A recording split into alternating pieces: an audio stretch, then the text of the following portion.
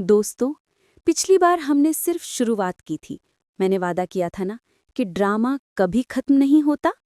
हर character की मनोदशा को खोलेंगे और वो नए ट्विस्ट जो फिल्म सिटी की दीवारें हिला रही हैं। चाय, कॉफी, पॉपकॉर्न सब तैयार कर लो, क्योंकि अब हम बोस परिवार के हर कोने में घुसेंगे। अर्शी के आंसुओं से लेकर विक्रम के राजमहल तक। लाइट्स ऑफ, वॉल्यूम अप और मेरी आवाज में डूब जाओ। ये सिर्फ एक वीडियो नहीं, एक इमोशनल रोलर कोस्टर है। ये कहानी शुरू होती है अर्शी की उस नफरत से जो वो झनक यानी अनिरुद्ध और दिवंगत नूतन की बेटी के लिए रखती है। लेकिन रुको दोस्तों, ये नफरत रातों रात नहीं जन्मी। ये 25 साल पुरानी है, जब अर्शी अभी कॉलेज की क्वीन थी। लंबे बाल, चमकती साड़ियाँ और वो मुस्कान जो हर लड़के का दिल चुरा लेती थी। आप सबने देखा होगा, हर एपिसोड में अर्शी का वो चेहरा, वो आंखें जो आग उगलती हैं, वो मुस्कान जो जहर से भरी होती है। अर्शी ने झनक को नीचा दिखाने का, उसे बर्बाद करने का एक भी मौका नहीं छोड़ा।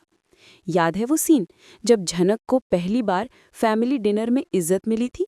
अर्शी ने तुरंत एक ऐसा प्लान बनाया कि झनक का पूरा मेकअप खराब हो जाए और वो टेबल पर रोने लगे। लेकिन ये सब सतह पर था। उसके पीछे की परतें, वो तो सालों की साजिश है। कल्पना कीजिए, 1990 का दशक, दिल्ली का एक नामी कॉलेज। अर्शी, एक मध्यम वर्गीय परिवार की बेटी, लेकिन सपनों की रानी। वो पढ़ाई से ज्यादा पार्टीज में मशहूर थी। और वहां मिला उसे विक्रम, वो अमीर लड़का जिसका परिवार स्टील एम्पायर चलाता था। विक्रम लंबा, हैंडसम, हमेशा विदेशी कारों में घूमता। उनका अफेयर आग का दरिया था। वे कॉलेज के गार्डन में मिलते, रात को कैफे में डेट्स और हनीमून जैसी ट्रिप्स शिमला तक। अर्शी को लगता, ये मेरा राजकुमार है, हम शादी करेंगे, मैं क्वीन बनूंगी। लेकिन फिर एक खबर आई जो सब कुछ बदल गई। विक्रम को कैंसर हो गया। डॉक्टरों ने कहा, विदेश जाओ, इलाज करवाओ। विक्रम चला गया, लेकिन वादा किया, वापस आऊंगा अर्शी, हमारा भविष्य इंतजार कर रहा है। अर्शी अकेली रह गई, टूट गई। परिवार ने दबाव डाला, शादी कर लो, उम्र निकल रही है। यहीं से अनिरुद्ध की एंट्री होती है। अनिरुद्ध बोस परिवार का वारिस, अमीर, सम्मानित, लेकिन नूतन की मौत से आहत। नूतन की याद में वो शादी से कतराता रहा। लेकिन अर्शी, वो अनिरुद्ध को अपना सहारा मानने लगी। शादी हो गई, लेकिन दिल में विक्रम का दर्द था। और फिर अदिति का जन्म। वो रात जब अर्शी हॉस्पिटल में दर्द से कराह रही थी, बाहर विक्रम खड़ा था, गुप्त रूप से। वो भारत लौटा था, इलाज के बीच में, और अर्शी ने उसे बुलाया था। विक्रम, ये हमारा बच्चा है, लेकिन अनिरुद्ध को पता नहीं चलना चाहिए। विक्रम ने सहमति दी, मैं दूर से देखूंगा। अदिति पैदा हुई और अर्शी ने अनिरुद्ध को कहा, हमारी बेटी। लेकिन ये झूठ की पहली ईंट थी। भाग 2, अनिरुद्ध का शक और ऋषि की एंट्री। अब आप सबने देखा कि अर्शी ने झनक को नीचा दिखाने का, उसे बर्बाद करने का एक भी मौका नहीं छोड़ा। लेकिन दोस्तों, ये सब सतह पर था।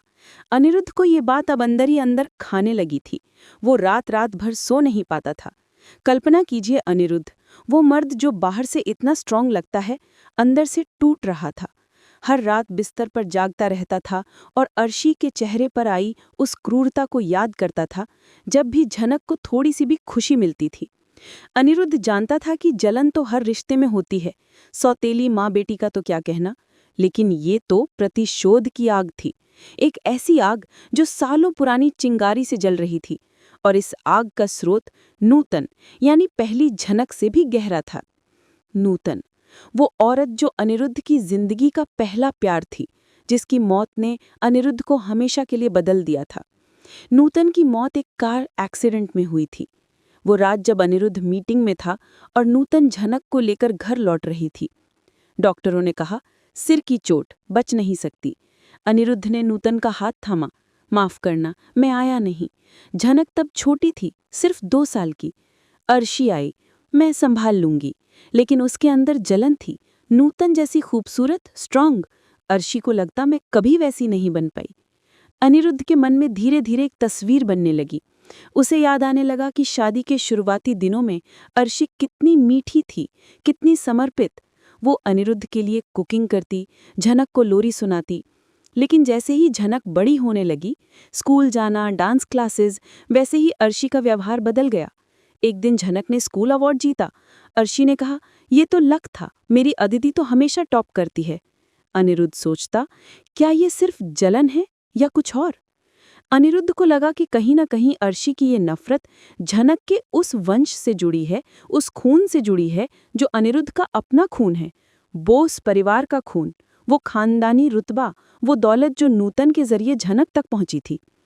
अनिरुद्ध के मन में ये भयानक विचार बार बार आ रहा था कि अर्शी अपने इस रिश्ते को, अपनी इस शादी को किसी और चीज के लिए इस्तेमाल कर रही है। वो सोचने लगा कि अगर अर्शी सच में अनिरुद्ध से प्यार करती तो वो अनिरुद्ध के पहले प्यार की निशानी उसकी बेटी झनक के लिए इतनी जहर भरी क्यों होती? ये नफरत इतनी तीखी, इतनी पर्सनल क्यों थी? ये सिर्फ अनिरुद्ध से शादी के बाद झनक के आने का गुस्सा नहीं था। नहीं दोस्तों, ये उस अतीत का डर था जो अर्शी ने खुद से और इस पूरे परिवार से छुपा कर रखा था। एक रात अनिरुद्ध ने पुरानी फोटोज निकाली, नूतन की शादी की तस्वीरें, झनक का पहला स्टेप। लेकिन अदिति की? अर्शी ने हमेशा कहा, फोटो खराब हो गई। अनिरुद्ध को अब हर पल ऐसा महसूस होता था जैसे वो एक ऐसे आईने में देख रहा है जो सिर्फ झूठ दिखाता है। उसे लगने लगा कि शायद अर्शी की इस नफरत का कारण ये था कि झनक असली बेटी थी और अदिति नहीं। अदिति, वो लड़की जो अनिरुद्ध की आंखों का तारा थी, जिसे वो अपनी जान से भी ज्यादा चाहता था। बचपन में अदिति को गोद में खिलाता, मेरी राजकुमारी। लेकिन अब क्या? अब हर हंसी, हर गले लगना एक सवाल बन गया था। क्या अदिति का चेहरा, उसकी आंखें अनिरुद्ध की तरह है या किसी और की? अनिरुद्ध ने चुपके से तुलना की। झनक की नाक नूतन जैसी, आंखें अनिरुद्ध की, अदिति कुछ अलग। क्या ये संभव है? ये सवाल उसके दिमाग को चबा रहा था।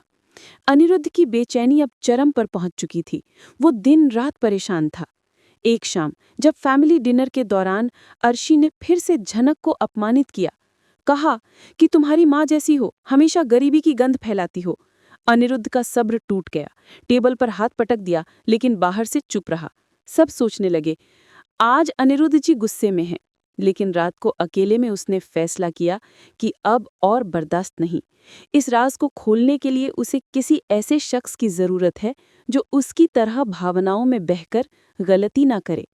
और वो शख्स था उसका दामाद, इंस्पेक्टर ऋषि। ऋषि, वो जवान पुलिस वाला जो अदिति से शादी के बाद बोस परिवार का हिस्सा बना था। ऋषि का बैकग्राउंड छोटे शहर से, मेहनती लेकिन महत्वाकांक्षी। अदिति से शादी उसके लिए सपना था, बोस परिवार की दौलत, स्टेटस। लेकिन शादी के बाद झनक और अदिति के झगड़े। अदिति कहती, झनक मेरी सौतेली है, वो हमेशा मुझे नीचा दिखाती है। झनक चुप रहती, लेकिन आंखों में आग।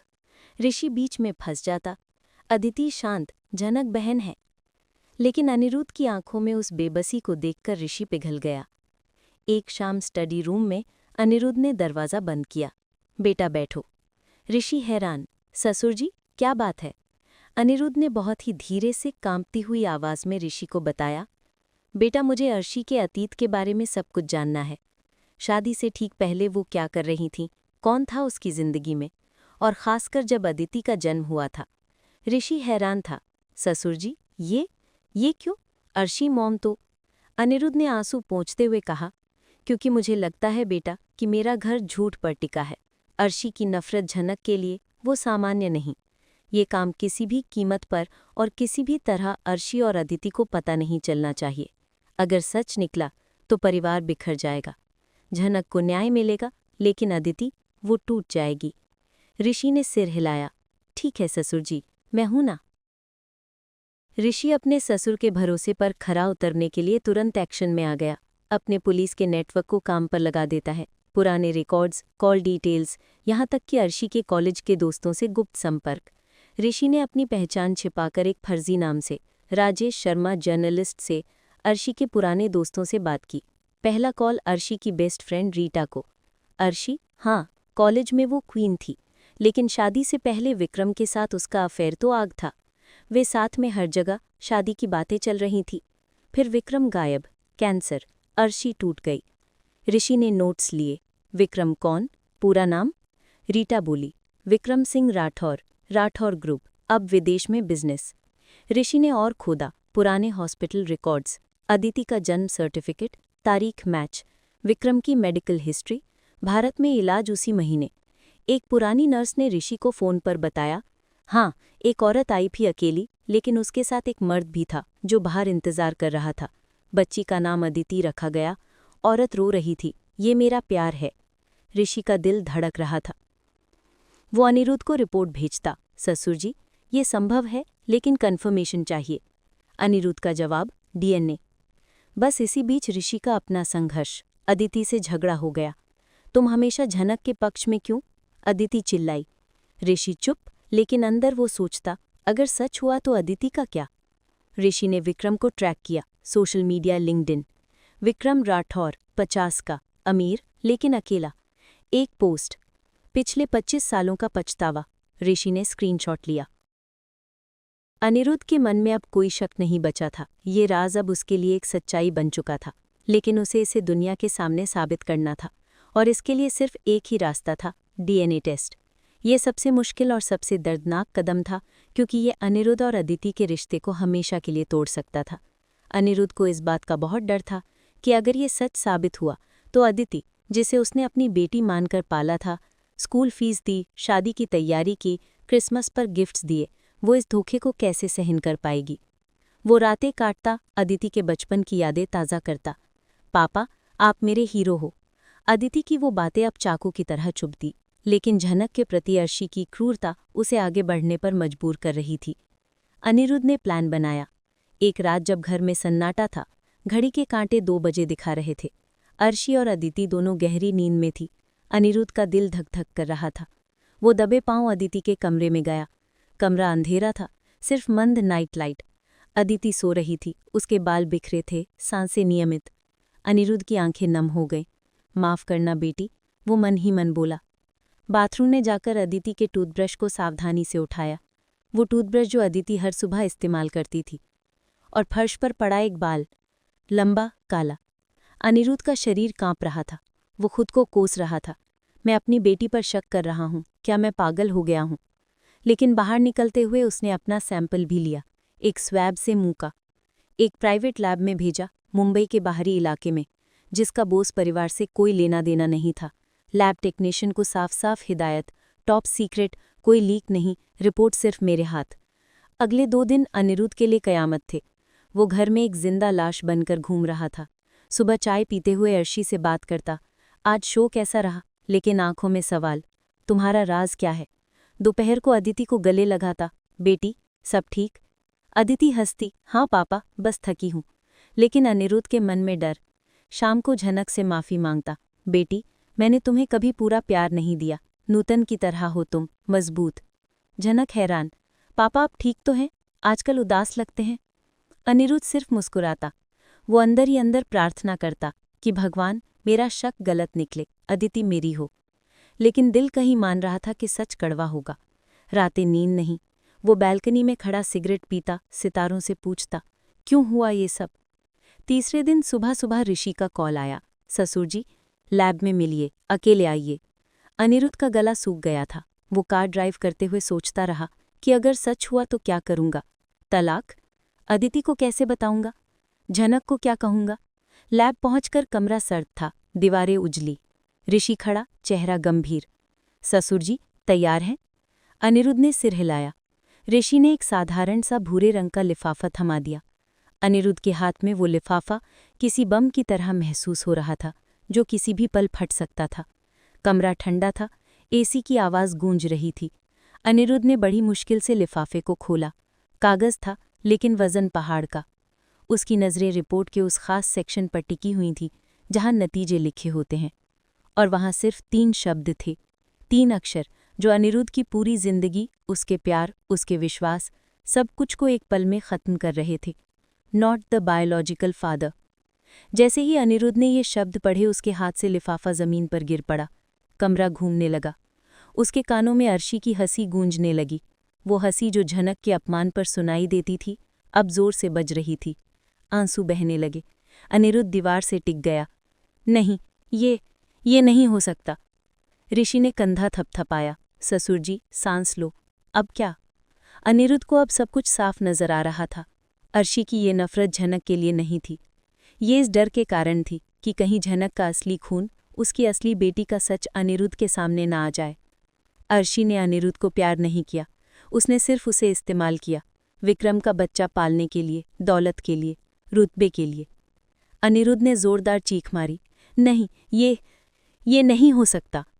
ऋषि ने उसे संभाला, ससुर जी शांत, अब घर जाओ, सामना करो। अनिरुद्ध ने आंसू बहाते हुए कहा, जनक को न्याय मिलेगा, लेकिन अदिति, वो निर्दोष है। अनिरुद्ध घर की तरफ भागा, कार की स्पीड 100 पार। रास्ते में ट्रैफिक सिग्नल पर रुकते हुए उसने रिपोर्ट को दोबारा पढ़ा। हर शब्द चुभ रहा था। 99.99% नॉन पैटर्निटी। घर पहुंचकर दरवाज़ा जोर से खोला। परिवार अभी डिनर की तैयारी में था। अनिरुद्ध ने ज़मीन पर पड़ी डीएनए रिपोर्ट उठाई और सीधे अर्शी के कमरे में चला गया। अर्शी मेकअप कर रही थी, तैयार हो रही थी शो के लिए। लाल साड़ी, हीरे की नेकलेस। अनिरुद्ध के इस रूप को देखकर, लाल आंखें, कांपते होंठ, गंदे कपड़े, अर्शी घबरा गई। अनिरुद्ध, क्या हुआ तुम? अनिरुद्ध ने बिना कुछ सोचे समझे रिपोर्ट अर्शी के मुंह पर फेंक दी। पेपर उसके चेहरे पर चिपक गया। अनिरुद्ध चिल्लाया, धोखेबाज, तुमने मुझे बेवकूफ़ बनाया। अदिति मेरी बेटी नहीं है, विक्रम की है। 25 साल का झूठ। तुमने झनक को क्यों सताया? क्योंकि वो असली है, नूतन की निशानी।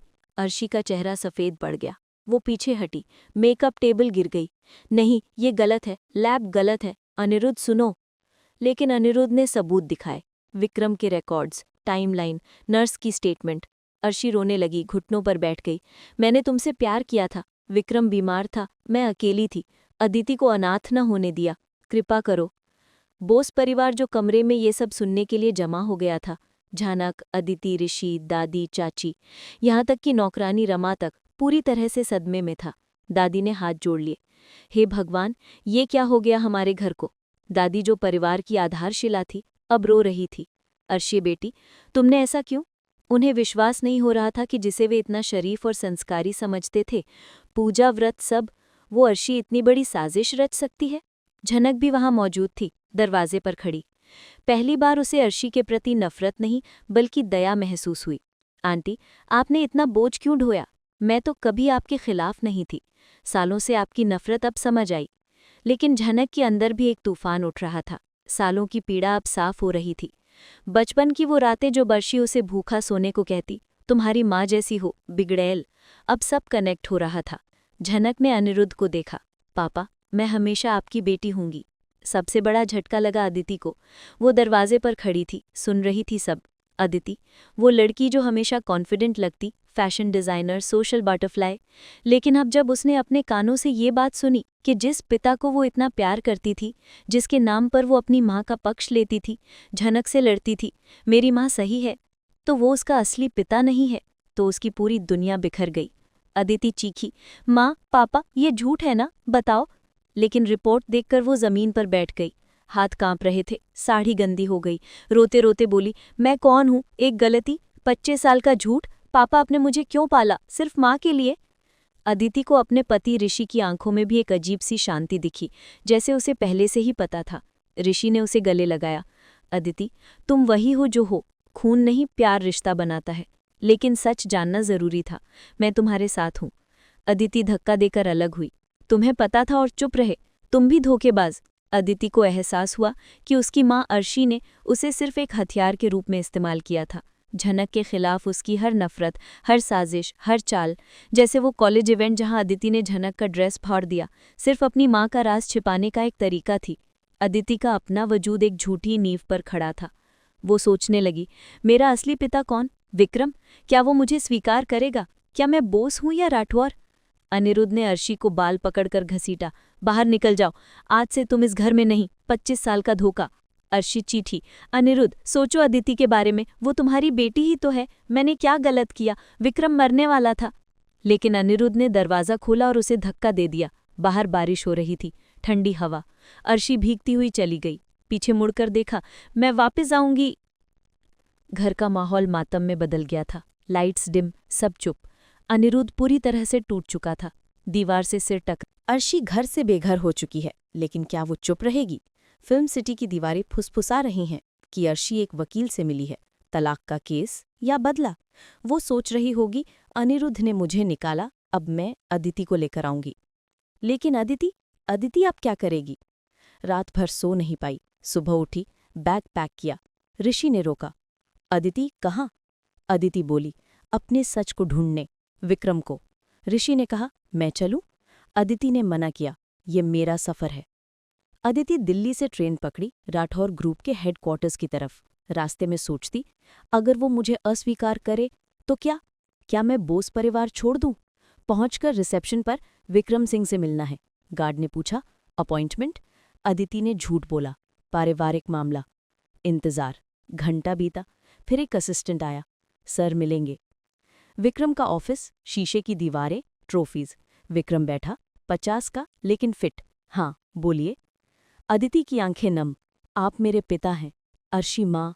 विक्रम का कलम गिर गया, चेहरा सफेद। अर्शी, अदिति। वो उठा, गले लगाया। बेटी, मैं जानता था, लेकिन डर था। विक्रम ने बताया पूरा अतीत। तुम्हारी माँ से प्यार था, बीमारी आई, मैं भागा, लेकिन तुम्हें कभी भूला नहीं। हर बर्थडे गिफ्ट भेजता रहा, अनाम। अदिति रोई, तो फिर क्यों नहीं आए? अनिरुद्ध का डर। लेकिन अब तुम मेरी हो। विक्रम ने अदिति को अपने महल जैसा घर दिखाया, पूल, गार्डन, स्टाफ, ये सब तुम्हारा। लेकिन ट्विस्ट, विक्रम शादीशुदा था, एक बेटा था, 28 साल का, आर्यन।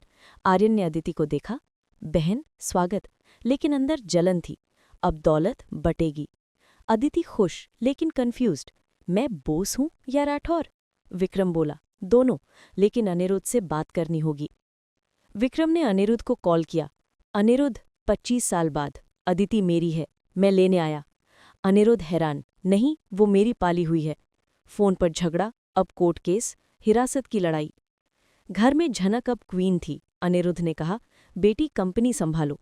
झनक जो हमेशा डांस और म्यूजिक में थी, अब बोर्डरूम में। लेकिन अदिति की कमी खलती। एक दिन अदिति का कॉल आया, झनक, मैं सॉरी, सालों की नफरत के लिए। झनक, बहन, आ जाओ, हम सौतेली नहीं, असली। अदिति लौटी, लेकिन विक्रम संग। पापा, अनिरुद्ध, ये विक्रम मेरे असली। घर में मीटिंग। विक्रम बोला, माफी, लेकिन अदिति मेरे साथ।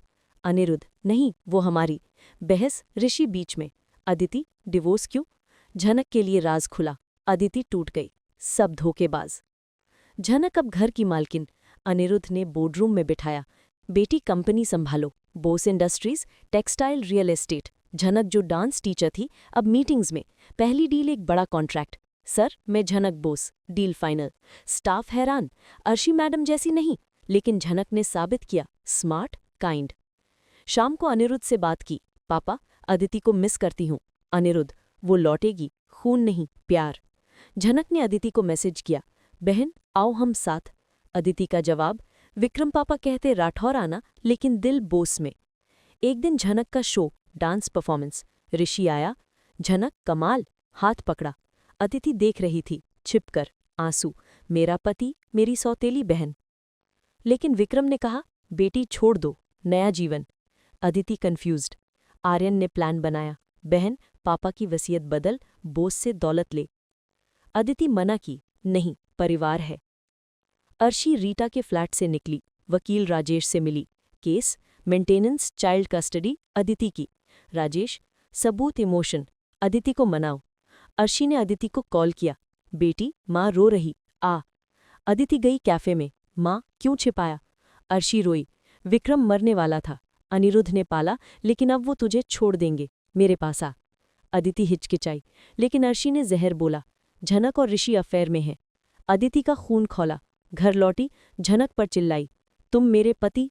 झनक, सुनो, लेकिन अदिति भागी विक्रम के पास, पापा, बोस बर्बाद। अर्शी ने मीडिया को लीक किया, बोस परिवार का राज। न्यूज़ चैनल्स पर टीवी स्टार का धोखा। अनिरुद्ध का बिजनेस हिला, शेयर्स गिरे। झनक ने संभाला प्रेस कॉन्फ्रेंस, हम मजबूत परिवार, पहले से ज्यादा, लेकिन अंदर टोटन। एक हफ्ते बाद बड़ा ट्विस्ट, विक्रम अनिरुद्ध से मिला, भाई, अदिति दोनों की है, शेयर करें? अनिरुद्ध, ठीक है, लेकिन अर्शी? विक्रम, मेरी गलती, माफी। अर्शी आई, घुटनों पर, अनिरुद्ध माफ करो। अनिरुद्ध ने माना, घर लौटा, लेकिन झनक को सम्मान दिया। अदिति ने फैसला किया, दोनों घर, हफ्ते में बारी बारी। ऋषि और झनक की शादी, आर्यन ने माफ़ी मांगी। लेकिन दोस्तों, यहाँ मनीषा रिव्यू में ड्रामा कभी खत्म नहीं होता। मेरे पास और राज हैं जो आपको हिला कर रख देंगे। क्या नूतन की मौत सिर्फ एक एक्सीडेंट थी, या उसमें अर्शी का हाथ था? और ऋषि का राज, वो झनक से प्यार करता था लेकिन ड्यूटी से अदिति से शादी की। ये सिर्फ शुरुआत है। विक्रम की वापसी से शो और बदलेगा। अदिति 2 परिवारों में फंसी है। झनक की शादी ऋषि के संग, अर्शी का बदला, शायद ब्लैकमेल। अनिरुद्ध के लिए अदिति का सच जानना सिर्फ एक व्यक्तिगत आघात नहीं था, बल्कि उसके पूरे जीवन का पुनर्विचार था। उसने खुद को एक मजबूत, न्यायप्रिय व्यक्ति माना था, लेकिन अर्शी के झूठ ने उसकी उस छवि को चूर-चूर कर दिया था। मैं अंधा था, वो बार-बार बुदबुदाता, मैंने अपने ही घर में एक झूठ को पाला। उसकी यह पीड़ा इतनी गहरी थी कि वो शारीरिक रूप से बीमार पड़ने लगा। नींद की कमी, खाने-पीने का ध्यान न रखना और हर पल अर्शी की बेवफाई का ख्याल। झनक ने अपने पापा की ये हालत देखी और उसका दिल टूट गया। जिस पिता से उसने सालों तक दूरियां महसूस की थीं, अब वो एक टूटे हुए इंसान की तरह लग रहे थे। झनक, जिसने कभी सोचा नहीं था कि उसे बोस परिवार की जिम्मेदारियां निभानी पड़ेंगी, अब अनिरुद्ध के साथ कंधे से कंधा मिलाकर खड़ी थी। पापा, आपको मजबूत बनना होगा, वो कहती। आपके टूटने से घर और बिखर जाएगा। हमें अर्शी को हराना है और अदिति को भी संभालना है। अनिरुद्ध ने झनक की आंखों में नूतन की वही आग, वही ताकत देखी। मेरी नूतन, वो सोचते हुए मुस्कुराया। मेरी बेटी तुम ही हो। उसने झनक को बोस इंडस्ट्रीज के बोर्डरूम में बिठाया, जो पहले सिर्फ अर्शी और उसके चाटुकारों का अड्डा था। झनक, ये कंपनी तुम्हारी है। तुम्हें इसे अर्शी के जाल से बचाना है। झनक, जो अपनी दुनिया को डांस और कला तक सीमित रखती थी, अब नंबर्स, मीटिंग्स और बड़े कॉन्ट्रैक्ट्स की दुनिया में उतर गए। शुरू में उसे डर लगा। बड़े बड़े उद्योगपति, निवेशक, अर्शी के वफादार डायरेक्टर, सब उसे एक डांसर लड़की समझते थे। लेकिन झनक ने अपनी तेज बुद्धि, ईमानदारी और कड़ी मेहनत से सबको गलत साबित कर दिया। उसने कंपनी के पुराने दस्तावेज खंगाले, अर्शी के घोटाले पकड़े और एक-एक करके उसके बेईमान साथियों को बाहर निकाला। उसने कंपनी को एक बड़ा सरकारी कॉन्ट्रैक्ट दिलाया, जिसे बोस इंडस्ट्रीज के शेयर्स फिर से ऊपर उठने लगे। लेकिन ये सब इतना आसान नहीं था। अर्शी की तरफ से लगातार धमकियां आती रहीं। तुम मेरी जगह नहीं ले सकती झनक, मैं वापस आऊंगी और सब बर्बाद कर दूंगी। अर्शी के गुर्गे झनक का पीछा करते, उसे डराने की कोशिश करते, लेकिन झनक ने हिम्मत नहीं हारी। ऋषि, जो अब तक अदिति के पति और अनिरुद्ध के जासूस की दोहरी भूमिका निभा रहा था, अब एक और मुश्किल में फंस गया था। उसका दिल झनक के लिए धड़कता था। ये बात अब झनक को भी पता चल चुकी थी। ऋषि, तुमने मुझसे क्यों छिपाया? झनक ने पूछा था, आंखों में आंसू लिए। तुमने अदिति से शादी क्यों की जब तुम मुझे प्यार करते थे? ऋषि ने अपना सिर झुका लिया था। अनिरुद्ध ससुर जी ने कहा था कि अदिति अकेली है, उसे सहारे की जरूरत है। मुझे लगा कि ये मेरी ड्यूटी है झनक। लेकिन अब जब अदिति विक्रम के पास चली गई थी, ऋषि खुद को अकेला और दोषी महसूस कर रहा था। उसे लगा कि उसने अदिति के साथ अन्याय किया है और झनक के साथ भी। जब अदिति विक्रम के पास से वापस आई तो उसका व्यवहार बदल चुका था। अब वो 2 दुनियाओं में जी रही थी। एक तरफ बोस परिवार, जहां अनिरुद्ध ने उसे पाला था, और दूसरी तरफ राठौर परिवार, जहां उसका असली पिता विक्रम उसे अपनाना चाहता था। अदिति ने ऋषि के साथ अपने रिश्ते पर सवाल उठाना शुरू कर दिया। तुमने मुझे धोखा दिया ऋषि, तुम्हें पता था और तुम चुप रहे। ऋषि ने समझाने की कोशिश की। अदिति, मैं तुम्हें बचाना चाहता था, तुम्हारे परिवार को टूटने से बचाना चाहता था। लेकिन अदिति अब किसी की सुनने को तैयार नहीं थी। उसे लगा कि हर कोई उसे बेवकूफ़ बना रहा है। अदिति ने विक्रम से बात की। पापा, क्या मैं बोस परिवार को छोड़ दूं और पूरी तरह से राठौर बन जाऊं? विक्रम ने उसे समझाया। अदिति, तुम्हें दोनों परिवारों का प्यार मिला है। तुम दोनों की हो, तुम्हें अपना रास्ता खुद चुनना होगा। लेकिन विक्रम के बेटे आर्यन के मन में अभी भी जलन थी। उसे लगता था कि अदिति उसकी संपत्ति में हिस्सेदार बन रही है। उसने अदिति के खिलाफ साजिशें रचनी शुरू कर दी ताकि वो बोस परिवार में ही रहे और राठौर ग्रुप से दूर रहे। अदिति अपने इस दोहरे जीवन में फंसी, खुद को अकेला महसूस करने लगी। उसे लगा कि वो ना तो पूरी तरह से बोस है और ना ही पूरी तरह से राठौर। उसे समझ नहीं आ रहा था कि उसकी पहचान क्या है।